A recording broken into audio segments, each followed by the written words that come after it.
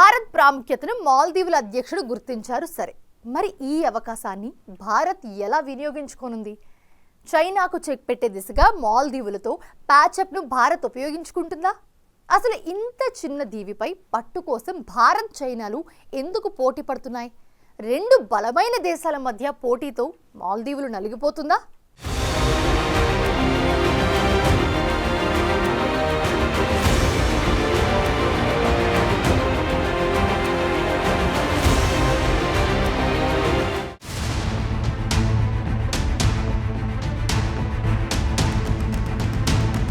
ఏ చెట్టుకు అంతగాలి అనే సామెతకు తగ్గట్టుగానే మాల్దీవులు చిన్న దేశమే అయినా భారత్ చైనాలు పెద్ద దేశాలే అయినా వ్యూహాత్మకంగా ఎవరికున్న సమస్యలు వారికున్నాయి. ప్రస్తుతం ఆందోళనకరమైన ప్రపంచ పరిస్థితుల మధ్య సొంత దేశాలన్నీ వాటి జాగ్రత్తలో అవి ఉన్నాయి.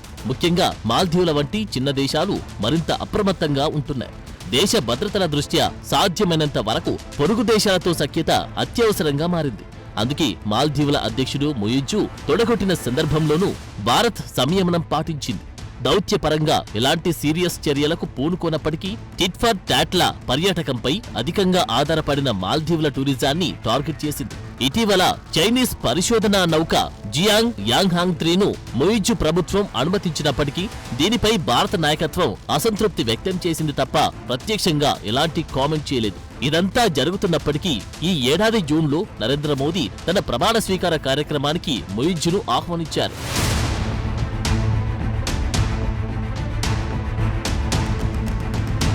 మొయిజ్జు అధ్యక్ష బాధ్యతలు చేపట్టి ఏడాది కావస్తుంది. ఆయన అధ్యక్షుడైన వెంటనే భారత్ పట్ల దూకుడు వైఖరిని చూపించారు. దీనితో భారత్ చాలా తెలివిగా వ్యవహరించింది. మొయిజ్జు చైనా పర్యటనకు వెళ్లగా ప్రధాని మోడీ లక్షద్వీప్లో పర్యటించారు. ఆ పర్యటనకు సంబంధించిన ఫోటోలను ఎక్స్ ఖాతాలో పోస్ట్ చేశారు. దీనితో భారతీయులంతా మాల్దీవులకు బదులుగా భారతదేశంలోని లక్షద్వీప్ను సందర్శించాలని పిలుపునిచ్చారు. దీంతో మాల్దీవులు వెళ్లాలనుకునే పర్యాటకులు లక్షద్వీప్ను సందర్శించాలంటూ పెద్ద ఎత్తున చర్చ మొదలైంది. కొందరు బాలీవుడ్ సెలబ్రిటీలు తమ మాల్దీవుల పర్యటనను రద్దు చేసుకున్నట్లు వెల్లడించారు. దీంతో భారత పర్యాటకులపై ఎక్కువగా ఆధారపడిన మాల్దీవుల పర్యాటకం గణనీయంగా తగ్గింది. మాల్దీవుల పర్యాటక శాఖ లెక్కల ప్రకారం 2023 జనవరిలో 17,000కు పైగా భారతీయులు మాల్దీవులను సందర్శించగా జనవరిలో ఆ సంఖ్య సుమారు 13,000 మందికి పడిపోయింది. తర్వాత లెక్కల్లో అది 50,000 తగ్గింది. దీనివల్ల మాల్దీవులకు $150 మిలియన్ నష్టం వచ్చినట్లు అంచనా. తర్వాత పరిణామాల్లో రెండు దేశాలు ఈ సమస్యను దౌత్యపరంగా పరిష్కరించుకున్నాయి. రెండు దేశాల మధ్య సంబంధాలను మెరుగుపరిచే కార్యక్రమాలు ప్రారంభమయ్యాయి.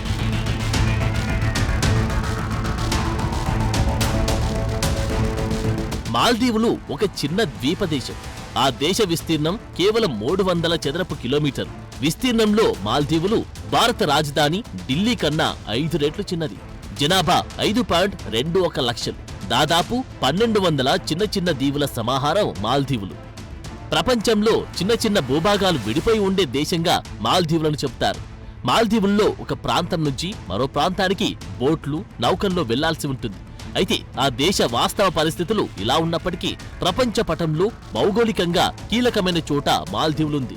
హిందూ మహాసముద్రంలో ప్రధాన సముద్ర మార్గాలకు సమీపంలో ఉంది. ఈ మార్గాల ద్వారా అంతర్జాతీయ వాణిజ్యం జరుగుతుంది. గల్ఫ్ దేశాల నుంచి భారత్కు ఇదే మార్గం ద్వారా చమురు సరఫరా అవుతుంది. అందువల్ల మాల్దీవులతో సంబంధాలు దెబ్బతినడం భారత్కు ఏ విధంగానూ మంచిది కాదు. ప్రస్తుతం మాల్దీవుల్లోని ప్రతిపక్షం భారత్ వైపే ఉందన్నది స్పష్టం. అయినప్పటికీ భారత్ ఆవేశపూరిత ప్రకటనలు చేసి అక్కడి ప్రజల్లో వ్యతిరేకతకు పెంచుకుంటే మంచిది కాదు. అలాంటి పరిస్థితులే వస్తే అటు ప్రభుత్వం ఇటు ప్రతిపక్షంపై చైనా ప్రభావం పెరుగుతుంది. అందులోనూ మాల్దీవులు ముస్లిం జనాభా ఎక్కువగా ఉన్న దేశం. భారత్లోని మత వివాదాల ప్రభావం కూడా అక్కడ కనిపిస్తుంది. కనుక భారత్ కూడా మాల్దీవులతో సఖ్యత కోసం ప్రయత్నించక తప్పని పరిస్థితి ఉంది.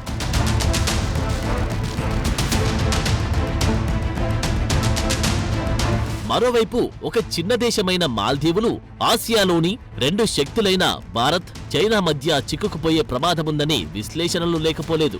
గత కొన్నేళ్లుగా మాల్దీవులకు చైనా $1 మిలియన్ రుణాలిస్తుంది.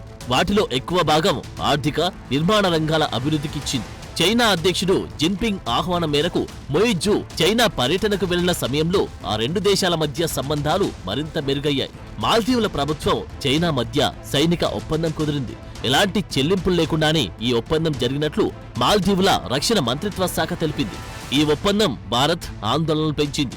అయితే మాల్దీవులకు చైనా భీకర ఆయుధాలను ఉచితంగా అందచేయనుందని, మాల్దీవుల భద్రతా దళాలకు శిక్షణ కూడా ఇస్తుందని తర్వాత మొయిజ్ చెప్పారు. నిజానికి పెట్టుబడుల విషయంలో మొయిజ్ చైనాకు దగ్గరవుతారని అంచనా ఉన్నా ఇంత దూరం వెళ్తారని ఎవరూ ఊహించలేదు. అయితే మాల్దీవుల్లో దీర్ఘకాలిక సైనిక ప్రణాళికలను చైనా ఖండించింది. ఇవి ఇరు దేశాల మధ్య సాధారణ సంబంధాలే అని, హిందూ మహాసముద్రంలో చైనా తన పట్టు పెంచుకోవాలనుకుంటే మాల్దీవుల కంటే మంచి అవకాశాలున్నాయని చైనా మేధావులన్నారు. ఈ పరిణామం కూడా మొయిజ్ యూటర్న్కు కారణమైంది.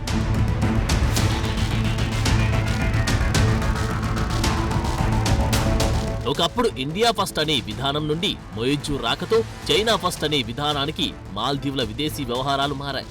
అయితే భారత సైన్యం అసలే వద్దు అన్న మొయిజ్ గత వైఖరి నుండి మాల్దీవుల్లో భారత సైన్యానికి బదులుగా సివిల్ ఆపరేటర్లు, మాజీ సైనికులను మోహరించవచ్చు అనే స్థితికి రావడం మొయిజ్ వైఖరిలో వచ్చిన మార్పును సూచిస్తోంది.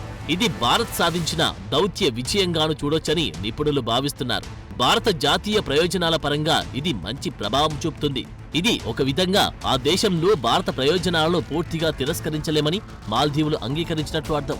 మాల్దీవుల వైఖరిలో వచ్చిన ఈ మార్పు మాల్దీవుల అంతర్గత రాజనీతి, హిందూ మహాసముద్రంలో భారత ఉనికికి ప్రతీకగా నిలుస్తోంది. భారత్ చైనా మధ్య పోటీలో మాల్దీవులు వ్యూహాత్మకంగానే నడుచుకుంటుంది.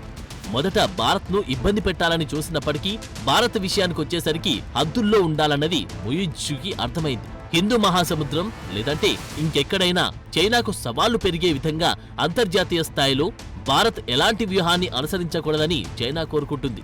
కానీ 2-3 నెలలుగా మాల్దీవుల విషయంలో భారత్ చూపించిన సామరస్య వైఖరితో మాల్దీవుల్లో భారత్కు మంచి ఇమేజ్ పెరిగింది. ఇక ఈ పరిణామాలన్నీ చైనా చెడగొట్టాలని ఎంత ప్రయత్నిస్తే చైనాతో పాటు అది మాల్దీవులపై కూడా ప్రతికూల ప్రభావానికి కారణమవుతుంది. అందుకే ఇప్పుడు చైనా చూస్తూ ఊరుకోవడం తప్ప చేసేది ఏమీ లేదు. ఒకవేళ మొయిజ్ ప్లేట్ మార్చాలని ప్రయత్నించినా భారతదేశం తన వ్యూహాత్మక కౌంటర్ చర్యలు ఇప్పటికే ప్రారంభించింది. లక్షద్వీప్ దీవులలో ఐఎన్ఎస్ జటాయు అనే పేరుతో కొత్త సైనిక స్థావరాన్ని ఏర్పాటు చేసింది. ఈ స్థావరం ఆ ప్రాంతంలో నావికాదళ ఉనికిని పెంపొందించడంలో కీలక పాత్ర పోషిస్తుంది.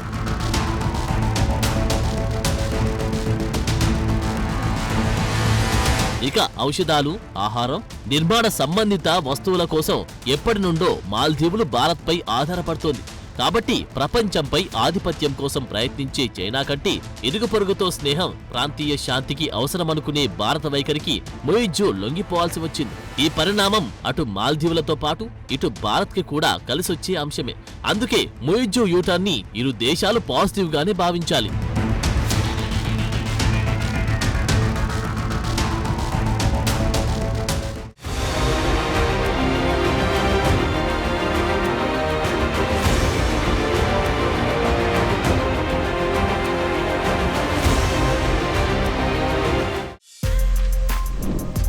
For more videos like this, subscribe Big TV channel.